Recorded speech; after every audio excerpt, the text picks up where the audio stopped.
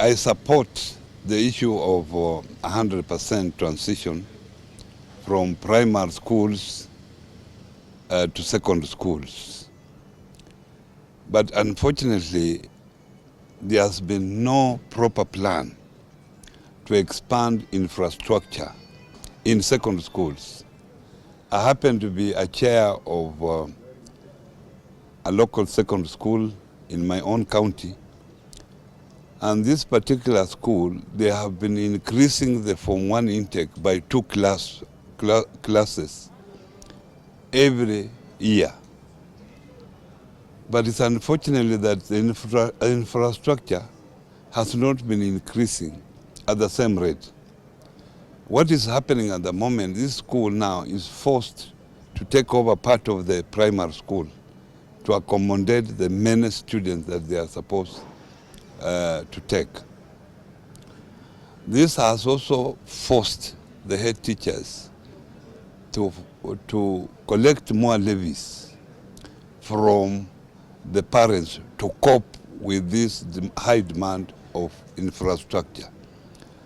I will advise the Ministry of Education to make sure that there is proper allocation of more resources, more so to secondary schools, so that this program can be executed appropriately. We also need to ensure that there are enough teachers. Enough teachers are there because you now go to a classroom, you have over 100 secondary school pupils in a class, it becomes impossible. While the idea is good, but if not well planned, it will affect the standards of education. Resources that are channeled to CDF at the moment, I think it will be appropriate for all those funds, if they are channeled to education sector, so that CDF is able to build more secondary schools, to equip them, and even build other facilities like libraries, if the standards of education have to be maintained. When I took over as the governor of Kakamega County, we carried out a gap analysis in the education sector. And we found out that quite a number of schools, both primary and secondary schools, did not have facilities at all. And we started, because this was the need of the people, Kakamega people then, and we went full scale out to make sure that we narrow that gap. And we have supported quite a number of primary schools. We have built 25 secondary schools.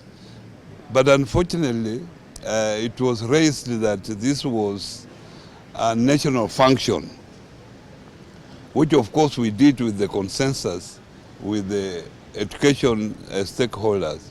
So since they raised this issue, we said, okay, we leave it to the national government. And that's why, at the moment, I'm pleading that the national government, also through the CDF, can be able to alleviate this program if the funds are channeled towards constructing classrooms in secondary schools and even some primary schools. We have tried as a county to make sure that the ECD centers are well constructed, they have enough classrooms and enough furniture at the moment. And in fact, I visited Mabole Primary School ECD center, and I was happy what I saw, that every pupil had at least a chair and a place, a table to use for writing on.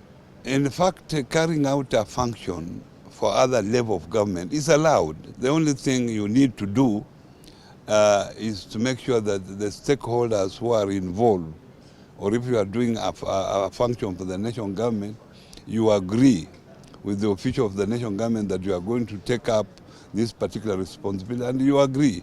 Our national government can also take a responsibility of county government through some agreement.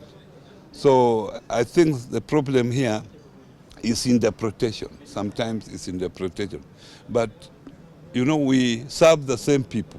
So if people in my county come to my office and say, we want you to help us construct this second school, and if you have the capacity, we have the money to do so, I think there should be no problem in actually helping in construction of that project, because that is what those wananchi need.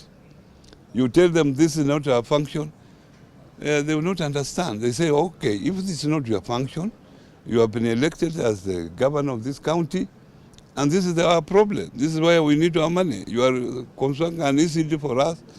It's not our necessity at this time. Our necessity is a second school. So there is this conflict, but the Constitution is clear that you need just consultation and concurrence for that responsibility to be carried out by either level of government.